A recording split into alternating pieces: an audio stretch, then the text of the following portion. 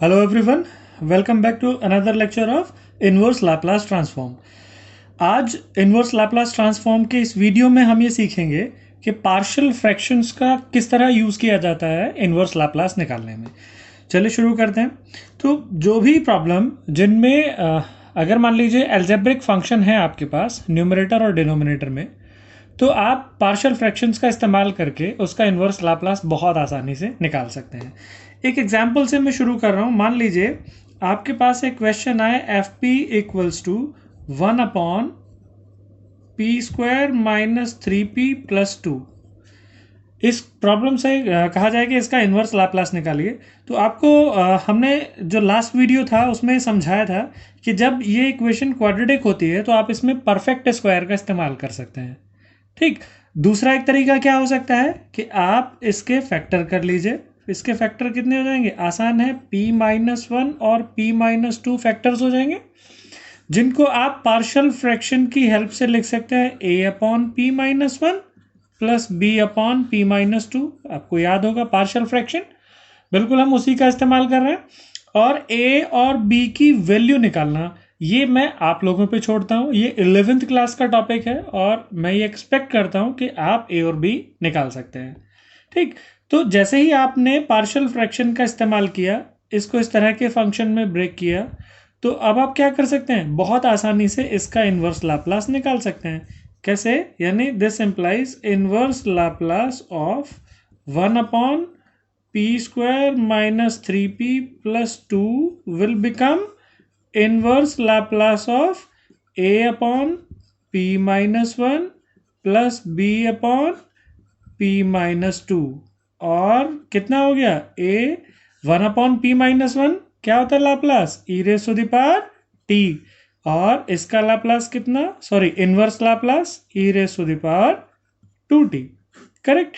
तो बहुत आसानी से आपने इनवर्स लाप्लास निकाल लिया। यानी पार्शियल फ्रैक्शन, आपको मोटे तौर पर भी एक कंसेप्ट समझ में आ रहा होगा कि ये क्या करेगा। जो भी यहाँ पर क्वाड्रेटिक, क्यूबिक या बाई क्वाड्रेटिक इक्वेशन लिखी है उसको लीनियर फैक्टर्स में ब्रेक कर देगा, और लीनियर फैक्टर्स में आते ही हर एक फैक्टर का जो इनवर्स लाप्लास होगा वो e की पावर्स में आ जाएगा।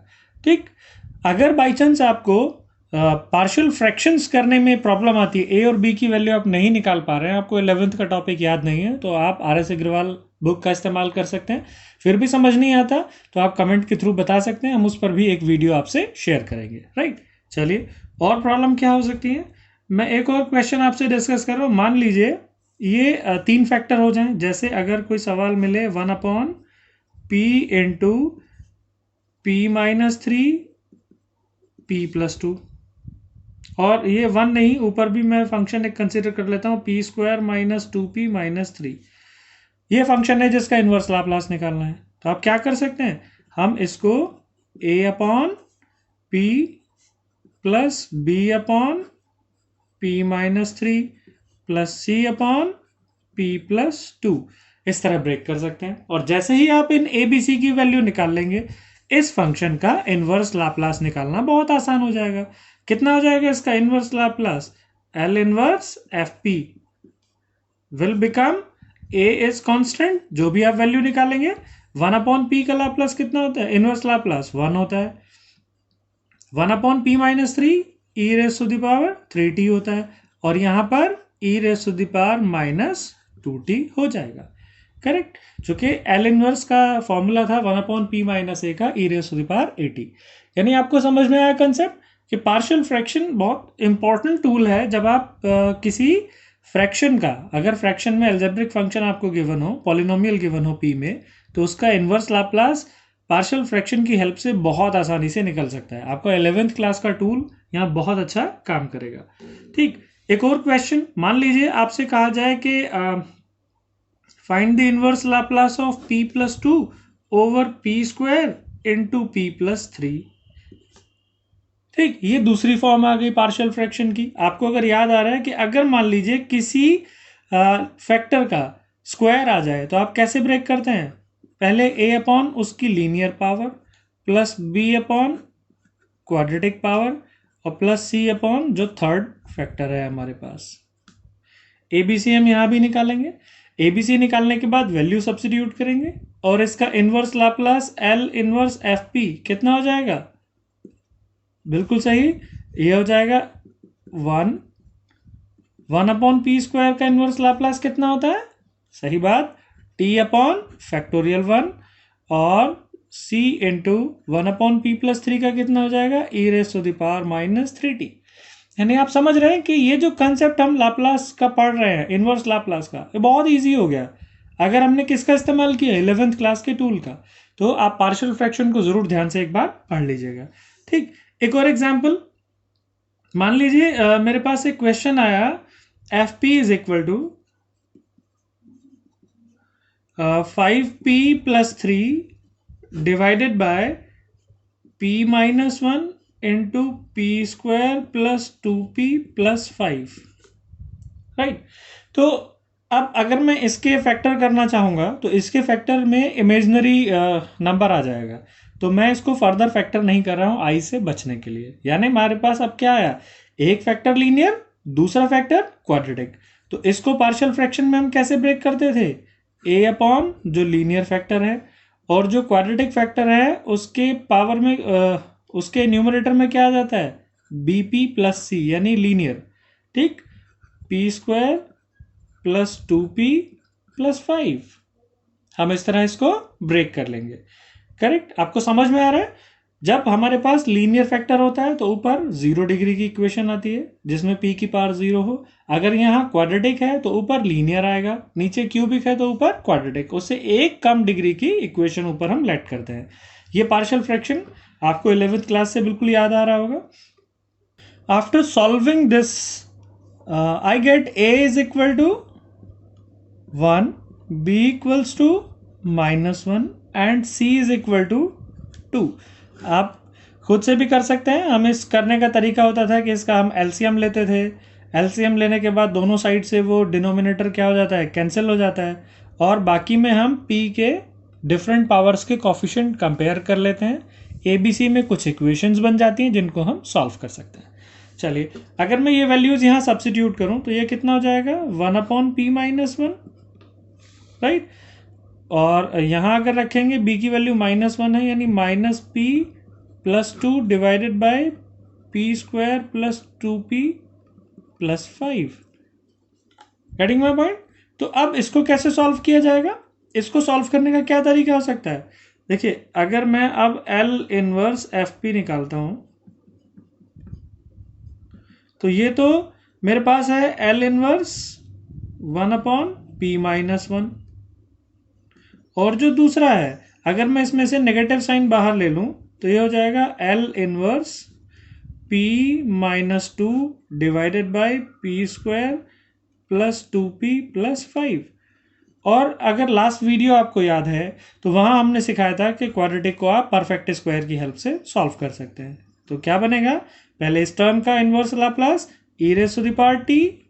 अगर इस टर्म का इनवर्स लाप्लास निकालेंगे तो यहाँ पर मैं पहले क्या बनाऊंगा? मैं नीचे परफेक्ट स्क्वायर बनाने की कोशिश करता हूँ। तो नीचे परफेक्ट स्क्वायर कैसे बनेगा? हमने कहा था जो p का कॉफिशिएंट है उसका हाफ कर लीजिए, वही b होगा। तो इसका हाफ करेंगे तो 1 आएगा, यानी ये क्या बनेगा? ये p+1 का होल स्क्वायर बनेगा। ठीक, और इसके लिए मुझे क्या चाहिए? b², यहाँ पर +1 चाहिए। ठीक, 1 का स्क्वायर 1 होता है, यानी इस 5 में से 1 तो इसमें चला जाएगा होल स्क्वायर बनाने के लिए। क्या बचेगा? 4, जिसको मैं क्या लिख सकता हूँ? 2²। करेक्ट। अगर नीचे p+1 है तो मुझे ऊपर भी p+1 ही चाहिए होगा। तो यहाँ p है, इसमें मैंने 1 ऐड किया, 1 सब्ट्रैक्ट, तो ये हो गया p+1 और -3। समझ में आ रहा है आपको? तो ऐसा करने से अब मैं इसमें फर्स्ट शिफ्टिंग थ्योरम का इस्तेमाल कर सकता हूँ, फर्स्ट शिफ्टिंग प्रॉपर्टी का इस्तेमाल कर सकता हूँ। कैसे फर्स्ट शिफ्टिंग प्रॉपर्टी इस्तेमाल होती है देखते हैं। अब जो मेरे पास ये फंक्शन है, ठीक, इसकी वैल्यू कितनी हो गई? e⁻t, ये तो मैंने एज इट इज लिख दिया, और यहां से e⁻, कितना बाहर आ जाएगा? -t बाहर आ जाएगा, और अंदर क्या बचेगा? L inverse p-3/p² + 2²। Correct. First shifting theorem करती है इस काम को, लास्ट वीडियो में हमने समझा था। तो आंसर कितना आया, e raise to the power t minus e raise to the power minus t into, अगर मैं इसको दो पार्ट में ब्रेक करूं, एक p upon p square plus two square, यानी कितना हो जाएगा वो cos 2t, और एक होगा minus 3 upon p square plus two square, यानी हो जाएगा माइनस 1 अपॉन a, यानी 1 अपॉन 2 साइन ए टी। ठीक, तो इस तरह से हमने क्या निकाल लिया, इनवर्स लाप्लास ट्रांसफॉर्म निकाल लिया। जो क्यूबिक इक्वेशन थी उसमें हमने पार्शियल फ्रैक्शन से ब्रेक किया, जिसमें से एक लीनियर फैक्टर बना, दूसरा क्वाड्रेटिक। लीनियर का डायरेक्टली इनवर्स लाप्लास ई में निकल जाता है, और क्वाड्रेटिक को हमने किसकी हेल्प से सॉल्व किया, परफेक्ट स्क्वायर की हेल्प से सॉल्व कर लिया। राइट, अब मैं आपसे एक और इंपॉर्टेंट प्रॉपर्टी डिस्कस करूंगा, जिसे हम कहते हैं second shifting property. Second shifting property, हमने फर्स्ट शिफ्टिंग प्रॉपर्टी डिस्कस की थी, जो एफ पी माइनस ए को एफ पी में कन्वर्ट करती है। सेकंड शिफ्टिंग प्रॉपर्टी क्या कहती है, कि ये कहती है कि अगर आपको E raise to the power minus A P into F P का इन्वर्स लाप्लास निकालना हो, यानी अगर किसी फंक्शन में ई का मल्टीप्लिकेशन आ रहा हो तो उसका इन्वर्स लाप्लास कैसे निकालते हैं। आपको अगर लाप्लास याद आ रहा है तो लाप्लास में हम कहते थे कि अगर ई से मल्टीप्लिकेशन है तो किसका इस्तेमाल करते हैं, फर्स्ट शिफ्टिंग का। और यहाँ पर उल्टा हो गया, इन्वर्स लाप्लास में अगर ई का मल्टीप्लिकेशन है तो किसका इस्तेमाल कर रहे हैं, सेकेंड शिफ्टिंग का। और क्या कहती है थ्योरम, यहाँ पर ये कहती है कि इसकी वैल्यू हो जाएगी F T minus A into U T minus A, right. और आप इसको कैसे लिख सकते हैं, आप इसको इस तरह भी लिख सकते हैं, F T minus A and 0, this is when T is greater than equal to A and this is when T is less than A, right.